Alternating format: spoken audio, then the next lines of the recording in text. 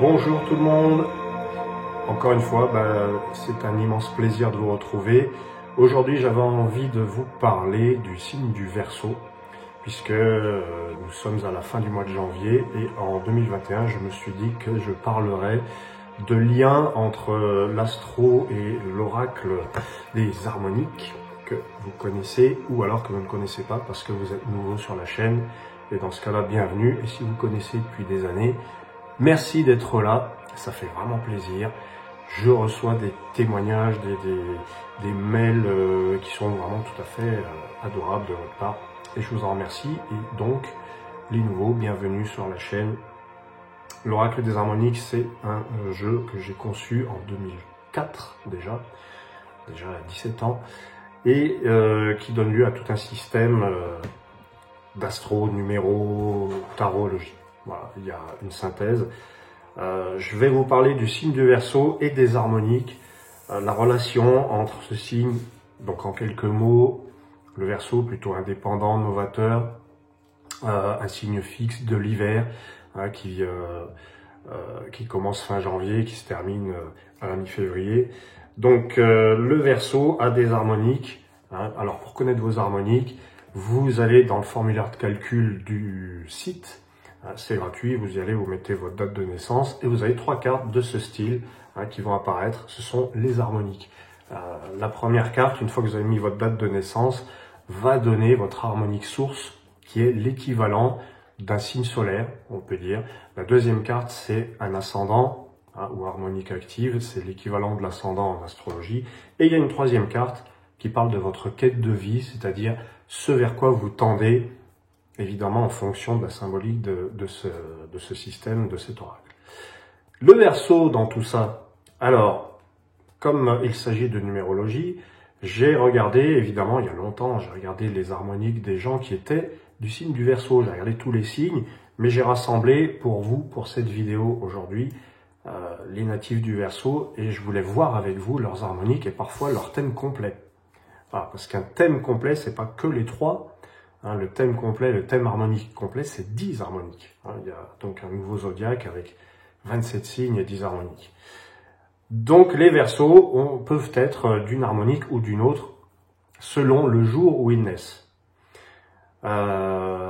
J'ai regardé, j'ai trouvé des gens, dans les gens très célèbres, donc il y en a un que je cite souvent, c'est Bob Marley, parce que lors d'une synchronicité bouleversante, j'ai remarqué que Bob Marley, qu'on surnommait le prophète, était né sous l'harmonique du prophète, l'harmonique 27, donc c'est la 27e carte du jeu. Alors voilà, 27, on voit peut-être pas trop là, mais c'est la 27e carte, le prophète. Et Bob Marley, né le 6 février 1945, était Verseau prophète. Pour être plus précis, il était prophète de jade ascendant lune de vent. Voilà, donc qu'est-ce que ça veut dire tout ça? Déjà, c'était un peu son surnom, le prophète Bob Marley. Quand on voit que c'est son harmonique, là ça fait mouche, il n'y a pas photo. Et il était ascendant lune de vent. Alors la lune, voilà, qui est là, c'est une harmonique très imaginative, qui a de l'intuition. Et avec l'élément vent, il y a ce côté un peu, je dirais, littéraire. C'est-à-dire que l'élément vent, c'est la pensée, c'est l'intellect. Donc on avait plus de chances qu'avec un ascendant lune de vent, ce Verseau-là soit tourné vers l'écriture, vers l'art, vers la créativité, et vers l'intellect en tout cas. Et puis il y a ce côté prophète de jade, donc le prophète, c'est le guide spirituel. Et il avait évidemment non seulement cette aura, mais c'était un petit peu son rôle aussi. Il est reconnu comme tel, le Verseau prophète. Donc entre le novateur Verseau et le prophète, on pouvait imaginer que ce chanteur, ce personnage haut en couleur, pouvait être un guide, mais un guide qui apportait quelque chose de nouveau avec une tendance humanitaire. Grâce à lui, on sait situer la Jamaïque sur une carte du monde, pour raccourcir. Voilà, donc dans les gens célèbres, on a donc Marley, on a Mozart, Wolfgang Amadeus Mozart, qui était nouvelle ère de vent. Alors donc Verseau, nouvelle ère. Je pense qu'on peut dire que ça appuie un petit peu, parce que dans la nouvelle ère, il y a l'idée de la nouveauté du verso, c'est très verso, déjà, en soi. Nouvelle ère de vent, comme je disais, l'élément vent va insister sur le côté abstrait, sur les idées, sur le voyage. Bon, là, a priori, il y a le divin Mozart, c'est très éthéré, hein, ça va accentuer le côté éthéré. Et il avait cet ascendant intéressant, puisqu'il était Mozart du 27 janvier 1756, et l'ascendant scarabée blanc. Dans le scarabée, il y a un côté un peu révolutionnaire. Voilà. Après, je suis pas assez expert en musique classique, mais je peux pas vous dire, à mon avis, il y avait vraiment ce côté révolutionnaire, déjà dans le fait de sa précocité, son immense précocité. J'ai remarqué que Mozart avait, en troisième signe, quelque chose d'intéressant. Mozart, il a l'Occident devant, en troisième position, en quête de vie. L'Occident, c'est tout ce qui est lié à la fin d'un cycle, à la mort, puisque dans Occident, hein, il y a l'idée de la mort, hein, Oxyre. Ça m'a tout de suite fait tilt sur une œuvre très emblématique de Mozart qui s'appelle le Requiem. Voilà, donc j'ai fait le rapprochement. Dans les thèmes des gens, on peut voir dans le thème complet des pistes, des explications. Je me suis intéressé, par exemple, au thème de Jules Verne, un bon verso, s'il en est, hein, très visionnaire, qui vivait un petit peu dans l'avenir, qui lui aussi était nouvelle ère, mais attention, il était nouvelle ère de jade. Donc l'élément jade du 8 février, hein, donc pour lui c'est 1828, nouvelle ère de jade, le 8 février, Jules Verne vivait, pour ainsi dire, dans le futur, mais il le vivait concrètement, c'est-à-dire qu'il nous le décrivait déjà au 19e siècle, il décrivait les siècles futurs avec plus ou moins évidemment de justesse. Un fait intéressant, Jules Verne était ascendant couronne, couronne de feu, et ça je trouve que c'est intéressant. La couronne de feu, ça va désigner un petit peu le côté industriel, le côté technologique que Jules Verne allait mettre en avant avec de la Terre à la Lune par exemple. Toujours avec la vision un peu décalée de la nouvelle ère, qui est quand même un signe un petit peu enfantin, de rêverie, hein, très proche du Verseau, du coup. Voilà, pour le Verseau, Jules Verne, j'ai remarqué un autre truc. Ce Jules Verne, il avait quoi? Ah oui, sa quête de vie à Jules Verne, c'est pas l'Occident. Alors, il a un thème très très proche, hein, le thème harmonique de naissance de Jules Verne est très proche de celui de Mozart, dans le genre visionnaire. Mais sa quête de vie à Jules Verne, c'était l'Orient. Et l'Orient, dans les harmoniques, ça symbolise le lever du soleil, le lever du jour, le matin, l'empressement, l'impatience. Le fait d'être un petit peu en avance sur son temps, probablement, ça devait appuyer sa nouvelle ère de jade avec sa quête de vie, l'Orient devant, qui... Alors après, l'Orient devant, c'est aussi les voyages, c'est aussi... moi, j'ai cette idée de... ce sont des voyages extraordinaires, du coup, voilà. Pour faire vite, les voyages extraordinaires de Jules Verne. On a aussi Edgar Poe, hein, qui était nouvelle ère, un contemporain d'ailleurs, je crois, de Jules Verne. Edgar Poe était nouvelle ère. Si on regarde son thème, on va voir que, évidemment, dans le genre rêverie, l'esprit dans le futur, dans l'imaginaire. Bon. Mais Edgar Poe, il était plus Capricorne. C'est pour ça que je parle plus de Jules Verne, qui lui était Verseau. Voilà, je me suis un petit peu... je me suis promené dans l'histoire. Alors on a Stendhal, Henri Bell de son vrai nom, un grenoblois qui est devenu très célèbre sous le nom de Stendhal, qui était Verseau. Un Verseau du 23 janvier, lui, c'était un masque. Alors même chose, un masque de vent. Le vent, ça va favoriser, comme je disais, ce côté littéraire, l'écriture, la pédagogie, le fait de transmettre. Alors, il est où mon masque? Il est où mon masque de vent? Stendhal, un Verseau, donc j'ai perdu le masque. Qu'est-ce qui se passe? J'ai pas de masque. Ok, très bien, super, il est là. Voilà, le masque est revenu, hein, c'est Stendhal. Qui, alors très intéressant, le fait qu'il soit masque de vent, c'est son identité, là. Il est question de son identité à Stendhal. Déjà, il prend un pseudonyme. Bon, c'est pas le seul, évidemment, hein, mais un pseudonyme extrêmement célèbre. Le masque, il y a aussi sa passion pour l'opéra dans ce masque. Et puis le rouge et le noir, les histoires romanesques. Il était lui-même très romanesque. Donc Stendhal, il était ascendant messager. Alors, pour un écrivain, c'est parfait, hein, ascendant messager. Il faut que je m'organise, hein, parce que sinon ça va pas aller. Je suis Verseau aussi. Donc voilà, notre ami Stendhal, un Verseau, masque de vent, ascendant messager. Et c'est un messager blanc. Ouais, bah oui, 23 janvier. Messager blanc. Alors, je disais, l'identité de Stendhal, intéressant, puisque déjà il prend un pseudonyme, et puis en plus, il a dit lui-même que il vivait un peu par procuration à travers ses personnages. Julien Sorel, c'est lui, le masque de vent. Voilà, entre autres, j'en connais d'autres qui vivaient par procuration à travers les personnages qu'ils ont créés. Voilà, il y avait Flaubert aussi qui faisait ça, quand il disait « Madame Bovary, c'est moi ». Qu'est-ce qu'il a, notre ami Stendhal? Eh bien, voilà, j'avais fait le tour à peu près. Pour lui, un grand Verseau du XVIe siècle, un certain Galilée. Galilée était messager d'ambre.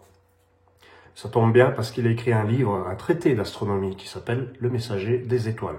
Comme ça, au moins, la synchronicité, elle est faite. Ça, c'est dit. Notre ami Galilée, alors j'ai trouvé quelque chose de tout à fait intéressant dans son thème harmonique complet. Il est messager, il est ascendant lune. Alors pour un astronome, c'est quand même plutôt sympathique. Hein, la lune, voilà, un messager ascendant lune pour Galilée. C'est quand même difficile de faire plus clair, mais il y a encore mieux. C'est que sa quête de vie, quand on s'en tient qu'aux trois, parce que moi j'ai tracé tout son thème, et il y a encore d'autres choses intéressantes. Dans le thème de Galilée, la quête de vie, c'est l'équinoxe. Ah, alors là, l'équinoxe, donc j'en parle beaucoup parce qu'il y a l'idée que l'équinoxe correspond à l'année 2021. L'équinoxe, c'est l'équilibre. Et vous voyez, quand on parle de Galilée, il y a un truc vraiment intéressant, c'est qu'on voit la Terre et qu'on la voit avec un axe et que, comme il l'a dit lui-même, et pourtant, elle tourne. C'est ce qui l'a rendu célèbre, c'est que Galilée a vu que la Terre était ronde et qu'elle tournait au XVIe siècle. Ça a été très très difficile pour l'Église d'accepter ça, mais c'est sa quête de vie quand même en attendant, l'équinoxe, l'équilibre. Et puis pas seulement l'équilibre, pour lui il y a aussi cette notion d'équilibre universel, cosmique, de la Terre qui tourne et qui pourtant tourne. On lui a demandé donc d'abjurer sa croyance, comme quoi la Terre était ronde et qu'elle tournait. C'était un Verseau du 15 février. Et donc j'ai regardé en profondeur son thème et j'ai vu qu'il avait la couronne noire. Comme je vous disais, il y a 10 harmoniques dans le thème harmonique de naissance. Et la couronne noire de Galilée, qu'est-ce qu'elle nous apprend? C'est la 8e harmonique de son thème.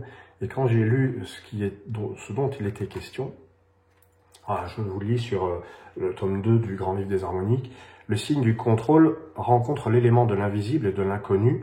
Les natifs qui ont la couronne noire peuvent contacter cette partie immergée de leur être, cet inconscient, vaste territoire plein de possibilités. Mal intégré, le natif se sent impuissant ou a du mal à être responsable de ses actes ou de ce qui lui arrive. Son destin est perpétuellement entre les mains des autres ou des coups du sort. Du moins le croit-il.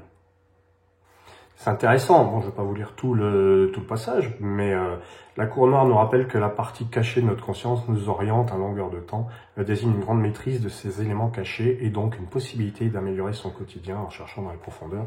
C'est vrai qu'il a vu dans l'invisible. Voilà, donc il y a quelque chose d'intéressant. Et j'ai vu qu'il avait aussi le masque sacré, c'est la 9e harmonique de Galilée. Alors là, il y a un truc pas mal aussi. Le masque sacré désigne la foi que l'on peut avoir dans tel ou tel partenariat, mais aussi dans tel ou tel rôle qui nous est assigné.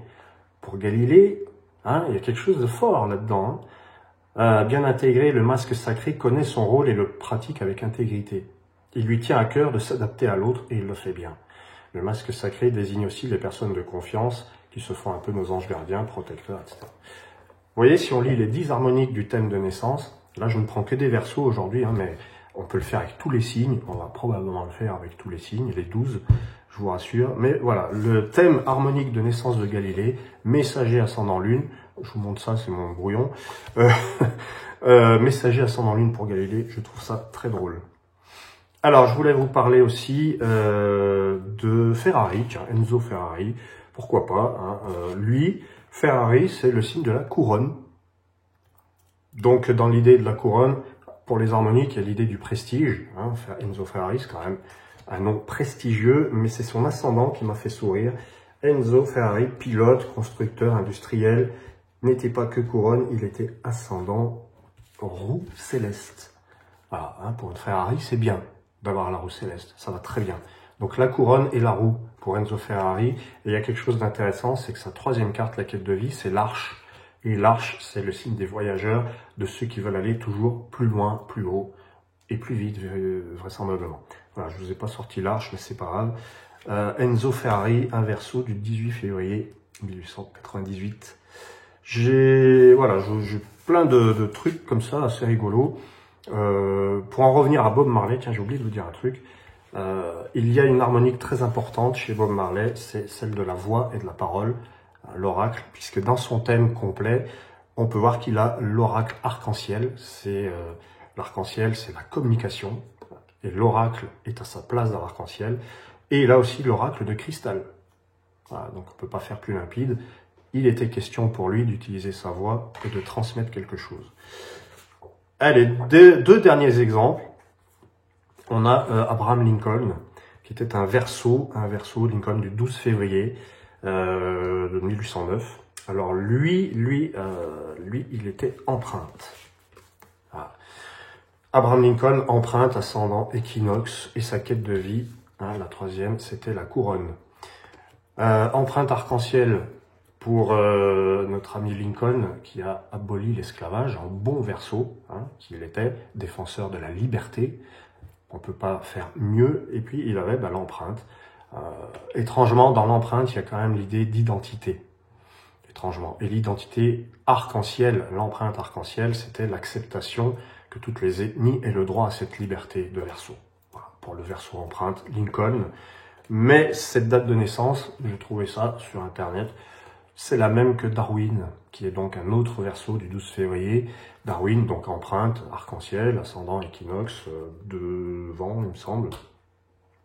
Oui, devant. Là encore, l'élément vent qui va plutôt se manifester du côté de l'esprit, de l'intellect, de choses à apprendre. Donc Darwin, l'évolution des espèces. Donc dans l'évolution, il y a déjà l'équinoxe, qui est très relié à la notion d'évolution, mais il y a surtout l'empreinte, puisque les espèces, on les reconnaît quand même à leurs empreintes. Là aussi, pour la synchronicité, c'est fait. Et Lincoln avec son ascendant équinoxe de vent, il y a aussi un truc très intéressant. L'équinoxe, je l'ai dit dans d'autres vidéos, c'est un signe de justice, de droit, de diplomatie, de politique. Lincoln, ascendant équinoxe de vent, était au début de sa carrière avocat itinérant. Ça m'a beaucoup fait sourire parce que l'avocat, on le retrouve avec l'harmonique 14, justice, droit, etc. Et le vent, un équinoxe de vent. Il était avocat itinérant. Bon, c'est assez rigolo. Qu'est-ce qu'on a vu avec les versos? Il y en a plein. Il y a Joseph Kessel, Bertolt Brecht, qui était aussi nouvelle ère verso, comme Kessel d'ailleurs. On avait qui d'autre? Paco Rabanne, un scarabée verso. Alors Paco Rabanne avec sa mode et aussi sa vision spirituelle très particulière, mais très visionnaire aussi. Même si des fois il a probablement, comment dire, il a peut-être probablement déstabilisé certaines personnes avec ses révélations, mais c'est très verso et c'est scarabée. D'ailleurs, je ne le trouve pas parce que je ne suis pas très ordonné pour le coup. Le scarabée, il est là. Voilà, un verso scarabée, Paco Rabanne, visionnaire, déstabilisant, avec surtout au niveau de la mode, évidemment. Donc voilà pour le verso. Je me suis dit que ce serait tout à fait plaisant de regarder quelques cartes pour le signe du Verseau pour la période là qui vient, janvier-février, puisque c'est notre anniversaire. Les Verseaux, on va donc regarder quelques cartes pour finir cette vidéo. Un genre de message harmonique, c'est toujours agréable. Et après, je vous laisserai avec les signes des Poissons plus tard, le mois prochain peut-être. Ça serait plus logique. On va regarder ce qui ressort pour les Verseaux avec ces jolies cartes de l'oracle harmonique. Alors, la première carte pour les Verseaux, attention, la rose blanche, la rose mystique. Elle sort en premier, donc je l'appelle la rose blanche. Pour les Verseaux, la rose, c'est aller vers ce que vous aimez, écoutez votre cœur. C'est plutôt sympa d'avoir la rose en première carte. C'est relié à l'idée de l'amour. la rose. Donc un mois placé probablement sous ce signe. Aimer, comment aimer? Tiens, ça peut poser la question. L'amour par rapport au signe du Verseau, c'est un peu particulier. Le Verseau, c'est un signe divers, c'est un signe très dans l'intellect, dans le mental, qui a besoin de liberté, mais qui a besoin d'amour aussi, évidemment, et d'amitié, puisque c'est le signe de l'amitié. Donc, votre deuxième carte, la source de feu. Ah bah, alors là, les Verseaux, j'ai envie de vous dire, c'est une période là plutôt créative, c'est le moins qu'on puisse dire, avec la source de feu pour les Verseaux. Donc des idées en pagaille, je pense, un grand départ, une grande révélation, un grand départ pour vous, mais qui a quand même trait à votre façon d'aimer. Il doit y avoir quelque chose en rapport avec ça. Une troisième carte pour les Verseaux, le feu sacré, le feu de vent. Dis donc là, ouais, c'est le mental en ébullition, mais on met ses idées en pratique. J'ai l'impression que janvier, c'est un bon mois pour vous. Enfin, janvier est presque fini, mais on va dire février plutôt. C'est une bonne période. Votre période anniversaire est une bonne période parce que vous avez le vent en poupe pour créer, vous commencez quelque chose de nouveau. Et ça vous plaît, ça vous parle. Une quatrième carte pour les Verseaux. Hop. Non, ça marche pas. La foudre de Jade. Eh ben donc, il y a un investissement, il y a une transformation, une vraie transformation visible et un investissement fort de votre énergie, peut-être de votre argent ou peut-être moi je dirais plus de l'énergie. Avec la foudre de Jade, il y a un détachement qui se fait, qui peut être intéressant. Et nous avons en cinquième carte le miroir d'ambre. Mettez-vous face à votre miroir, les Verseaux. Regardez bien qui vous êtes. Ça peut être intéressant pour évoluer, pour transformer, pour arrêter de faire quelque chose qui n'est qu'un reflet. C'est très parlant, le miroir. Donc le Verseau, un mois très prometteur. Là, si je pars du 20-21 janvier 2021 jusqu'à 19-20 février, votre mois anniversaire, c'est vraiment une forme de créativité, une transformation dans votre manière d'être avec les autres, au niveau du cœur, au niveau de vous-même, hein, de votre vision de vous-même. Comment vous vous voyez? Qu'est-ce qu'il y a à changer? Qui êtes-vous vraiment? Voilà. Merci à vous, les Verseaux et les autres, hein, parce que j'ai fait aussi cette vidéo pour vous montrer que les harmoniques rejoignaient l'astrologie, mais que dans votre date de naissance, vous avez un thème harmonique complet, et qu'on peut y voir des tas de trucs. On peut y voir vraiment... mais là, il aurait fallu une vidéo de 3 heures. Voilà. Merci à vous, à très très bientôt. N'hésitez pas à me contacter, abonnez-vous, allez sur le site, calculez les signes de tout le monde, que vous soyez Verseau ou autre. Vous verrez, c'est amusant. À très bientôt. Ciao.